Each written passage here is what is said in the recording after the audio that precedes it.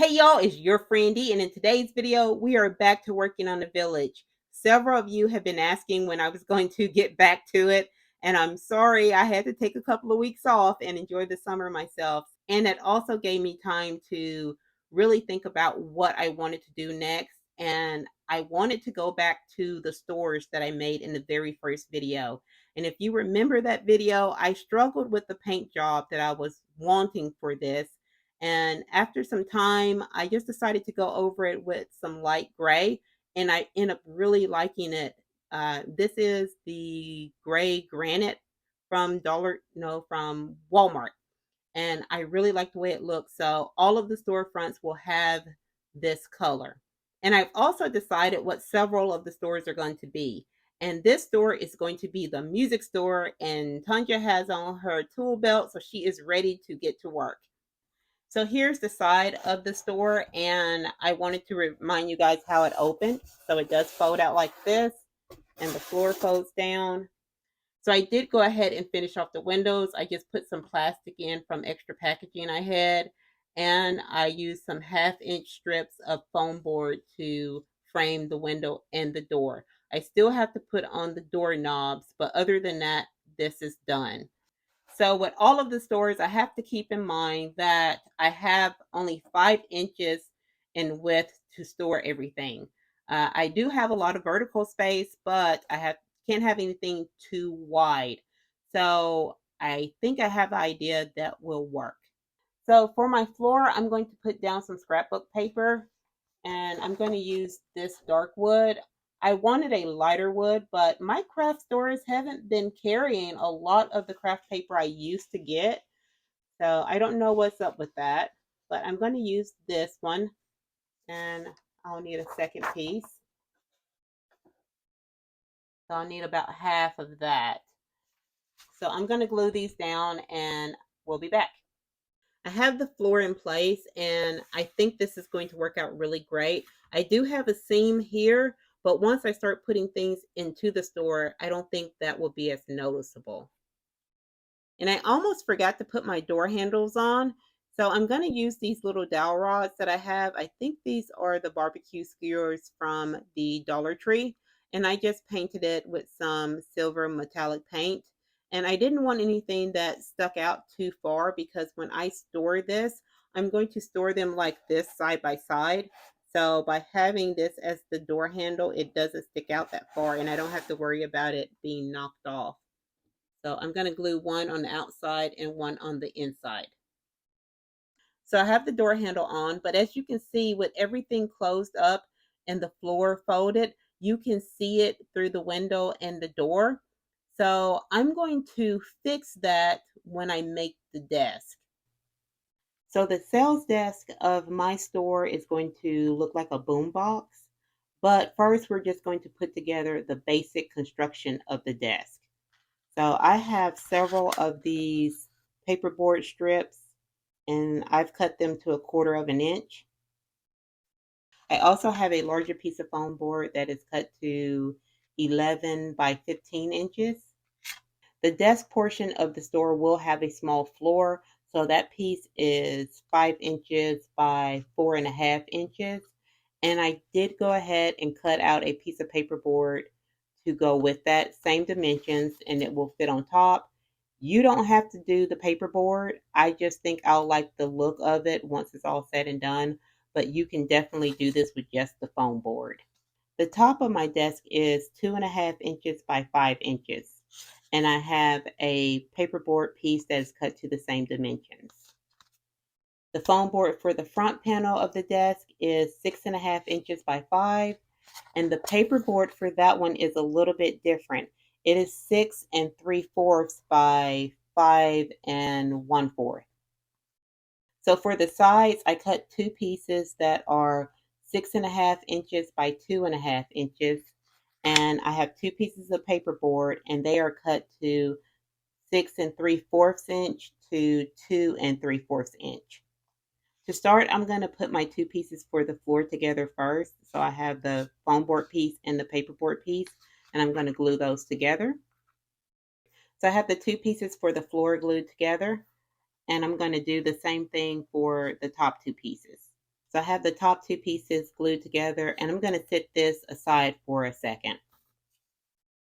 And I'm going to start gluing the other foam board pieces onto the floor. So I'm going to take the front panel and the side that is 5 inches long. I want to line it up with the part of the floor that is 5 inches long. So I'm going to glue these two pieces together. So here it is glued together, and I almost messed up. Make sure that if you're doing it the way I'm doing it, you glue the front panel on top of the floor, not in front of it. I almost did that, and that would have thrown my the other pieces off a little bit. So next I'm going to put my side panels in place, and it's just going to sit in the corners like this. So I have the sides on, and they are sitting on top of the floor piece, and this is what it looks like from the back. So now I have to put the other paperboard pieces on. And now that I think about it, I think I cut the piece for the front the wrong measurement, but let's see how this goes. So for the sides, I cut my pieces 2.5 by 6.5, and the paperboard pieces are 1/4 of an inch larger on both sides. So we have 2 3/4 by 6 3/4. And I had to do that because we have the extra thickness from the floor and from the front panel. So this should cover that up pretty good and line up. So yeah, if I would have cut it the same measurement as this, it would have left this space. So this should cover this pretty nicely. So I'm going to put the two side pieces on. So I did cut the paperboard for the front a little bit too wide. I didn't need to add the extra 1/4 inch there. I have this overhang here that I'm going to have to trim off. So when you go to cut your piece, if you're following my measurements, cut it to 6 3/4 by 5 inches. Okay, guys, I lost the audio for this section of the video, and this is what I get for rushing through this project. I really did not manage my time. I had a lot going on when I was trying to do this project, and I should have just set some more time aside for it. Here, I realized that the top portion of the desk is not sitting how I want it to. I cut it a little bit too short. So instead of throwing this piece away, I'm going to fix it by trimming it down, and instead of sitting it on top, I'm going to kind of slide it inside of this top portion. You'll see here soon how I do it, but I just didn't want to throw this piece away, so I just trimmed it down. So I just had to trim it down from, I think it was originally 5 inches long, and I trimmed it down to 4 3/4 by 2.5 inches, and it was able to fit right in there. So since I'd already glued that paperboard onto it, I didn't want to rip it back off. So I'm just going to cut another piece of paperboard to go on top of that. So here's the new piece of paperboard that I cut, and that is cut to 5 inches by 2 3/4. And this piece will cover up the white foam board that is showing through. I think I go on to explain why these measurements were off, and it was because I rushed through this project, and I was trying to get it done to post on Saturday before I went out of town, and wasn't able to post it anyway. But crafting is not going to be perfect, and I make mistakes all the time. But I was just making a lot when I was filming this, and I was just rushing through it. So I just learned now, just take my time. So I think right here, I'm just showing you what it looks like so far. And this part of it, the inside of the sales desk, you could add shelving to it if you want to, but I'm just going to leave mine as is, and I'll use that space to store things when the store is closed up. So this is what we have so far. And now I'm going to clean up my edges, and I'm going to go in with these 1/4 inch paperboard strips that I cut, and I'm going to put those along the edges there and along the top and here, just to clean those edges up some. So I have all of the strips put on, and it looks a lot neater now. I didn't put anything on this piece because I'm going to glue this onto something else, so I'm not worried about this. So now I'm going to paint this entire thing red. So this is another section where I lost the audio, and I'm just kicking myself right now, guys, but we're going to soldier through this. So I'm showing that the red paint is dry. I have 2 coats on this. And I did put a coat of black paint underneath, and you can kind of see that, but I'm okay with that. And I painted the inside of it black. And now I'm showing how I'm going to put together the radio look of the desk. So yeah, I was showing you the floor because it wouldn't let me lay the desk flat to where I could put the pieces on to demonstrate how it will look. But I'm just going to leave it on the graph paper and walk you through it. So I'm showing you the AM FM indicator, and all of these pieces are made from paperboard. So this one is 3 pieces of paperboard, and you see the top one here, and I just cut a opening in it to where you can see the little red stick that moves to select the radio stations. I'm not sure what it's called. And then you have this bottom piece, which I painted black, and then the portion that will show um, to the front, I painted that silver. And then this piece is just a big circle. I think it's 3 pieces of paperboard that I painted silver, and like a volume button. And then I have 2 smaller ones that are just random controls. And it was the same process, about 2 to 3 pieces of paperboard. And the ones next to that are to mimic those turning knobs that you see on some radios. And I'll put a picture up. Yeah, there it is. And that is made up of 1 piece of paperboard that I painted black and a piece of foam board that I cut in a half circle and painted silver. And I'll glue those together, and hopefully it will look like a turning knob.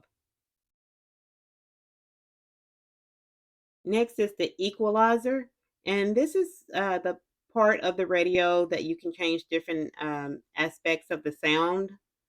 Um, so I was trying to go for a look of all of the different elements of the equalizers are at different settings.